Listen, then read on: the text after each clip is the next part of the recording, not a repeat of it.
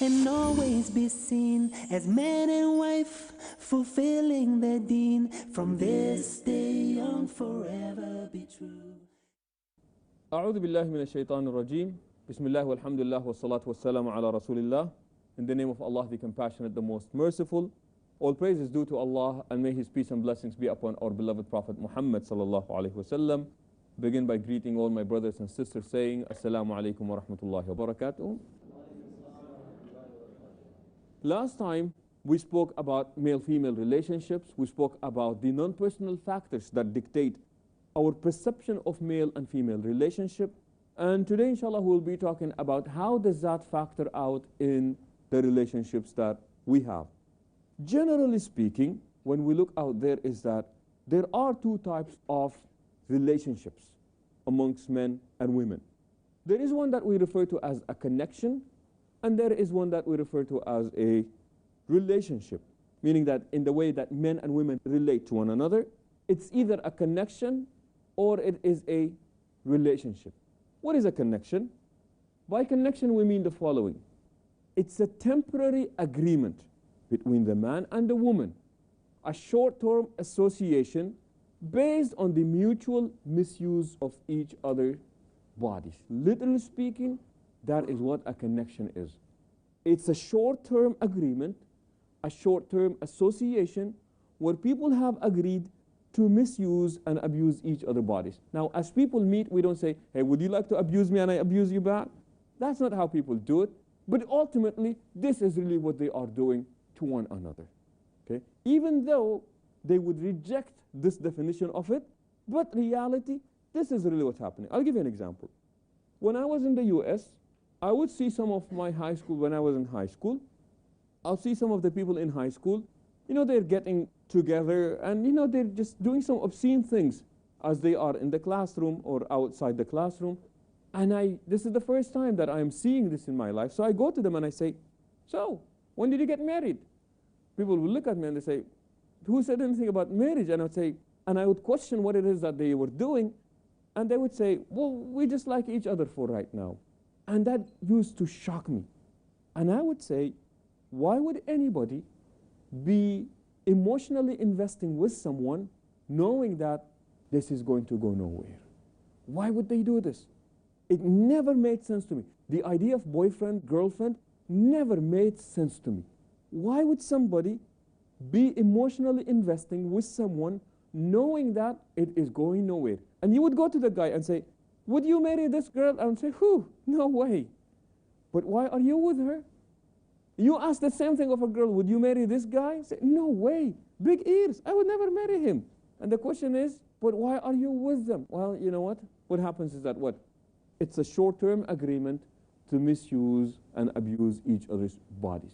And this has gone so bad, this idea of misusing and abusing each other's body. You can only speak of others in physical terms. And we will say more about this. But this is something that's maybe related more into the West. I don't know if you have it here or not. Girls Gone Wild, that is supposedly a document. It's not a documentary, but it's not a movie. I'm not even sure what to call it. It's a DVD that you buy. And usually what it is that somebody has decided to go around college campuses in the US where people just go wild. And most of the time it is girls gone wild. And what it is that these people, it's very disgraceful and despicable. They would be behaving in a very animalistic way. And you actually buy these videos. But this had such an impact on the US that USA Today was listing 25 trends that changed America. What are the 25 things that changed America? And number 23 was this series of DVDs, Girls Gone Wild. These girls are not paid. The guy goes into the college campus announcing that, Girls Gone Wild is going to be on campus today, and they have cameras. The girls come in, they sign a contract where they get no money for it, and they start going wild, and later on these DVDs are sold, and they have made so much money with it. Media is shaping and dictating our perception of the others.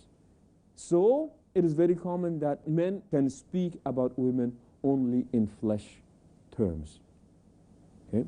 Now, what kind of connections do people have? There is the flesh connection, and by that we mean, simply it's the definition of what we spoke about, and that is, it is a temporary agreement to misuse and abuse each other's bodies. But then what attracts us to that person initially is the flesh. And you're literally, because this is what you're after, this is what you're attracted to. You're only attracted to the flesh. And you can only speak of the other person in physical terms. So you ask, oh, mashallah, so you're with this person? Say, yeah. So what do you like about her? Oh, she's got great nose. She's got great nose. That's all you can say about them? What else? Oh, I like her hair.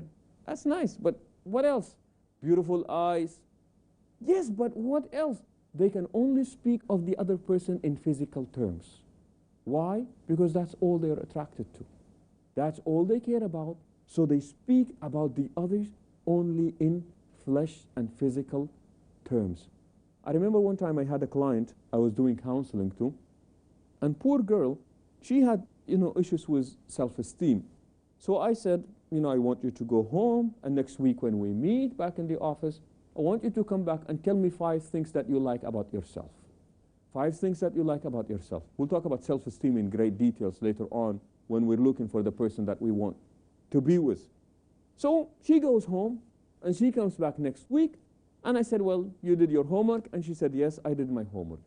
I said, okay, 5 things that you like about yourself. With a big smile on her face, she said, I like my hair, I like my fingernails, and she said, I like my skin, and I like my teeth, because she just had them whitened, and I looked into all the 5 things that she has mentioned.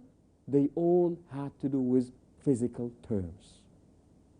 And I said, but why?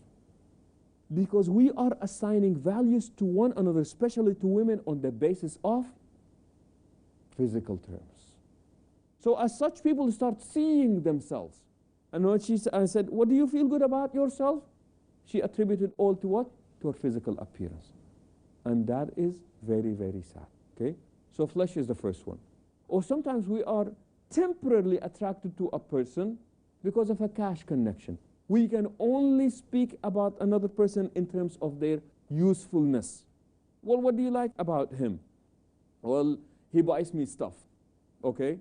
What do you like about him? Every time we go out, he pays for the dinner. Okay? What else do you like about? The other day, he bought me a necklace.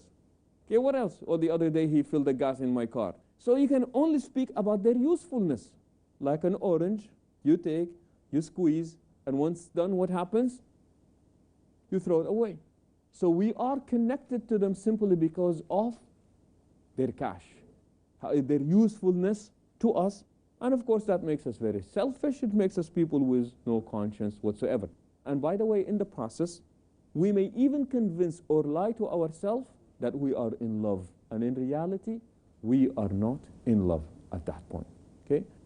Or sometimes there is the idea of force. How do you force somebody to love you? You can't. So what do you force? Just a temporary connection.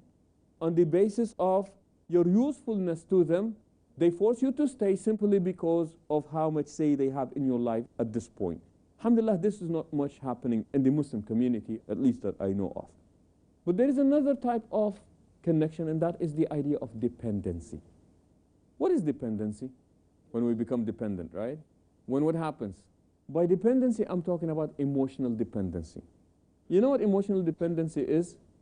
That when we depend on others for emotional support, or when we direct our emotional energy to somebody else. Let me give you an example. I once gave a lecture on what we call emotional affairs. Okay? Usually people think an affair is what? An intimate relationship that takes place between either a married man and a married woman, or one of the people is married, yet they go and they have an affair. We say that they cheated on each other.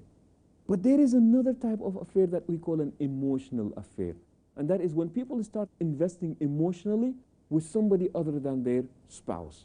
So this is how it works. Usually, most of the time, a person is in the office and they look very sad and they look very depressed.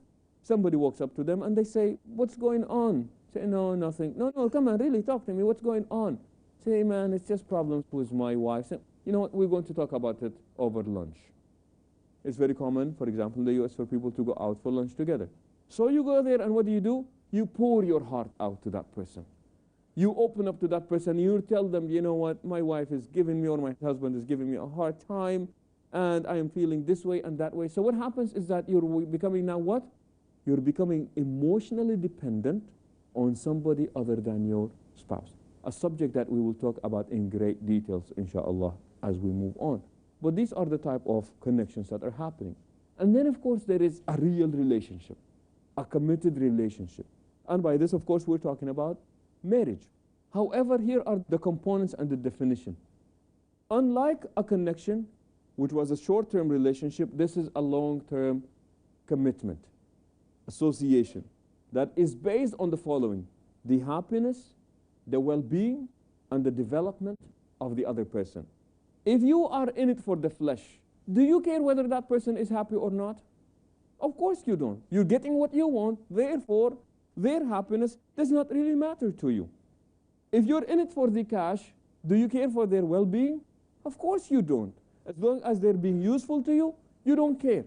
And if you are in it for the flesh and the cash or what have you, you don't care for the development simply because what? Because you're getting what you want.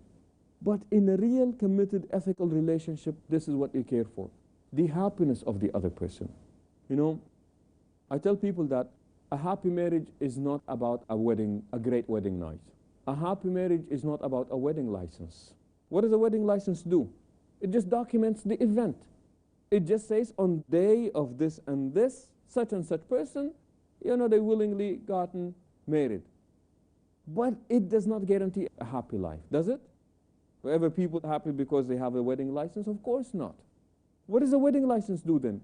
It brings in an ethical value to the relationship. That we're doing this and we're doing it publicly, and it's so good that we are, you know, proud to record it. Then what makes a happy marriage? A happy marriage is not when two people get married to be happy. A truly happy marriage is when two people get married to make each other happy. That is what a happy marriage is. It's not about them making me happy, but rather it's about us. It's about two people getting married to make each other happy. So here is, you've got this happiness. No, my happiness stems from the happiness of my wife, and her happiness stems from the fact that she's making me happy. So it's not about what can the other person do to me, but rather it is, I am in this because I care about the happiness of the other person. And with this, inshallah, we will take a short break and we will be back, so please do stay tuned.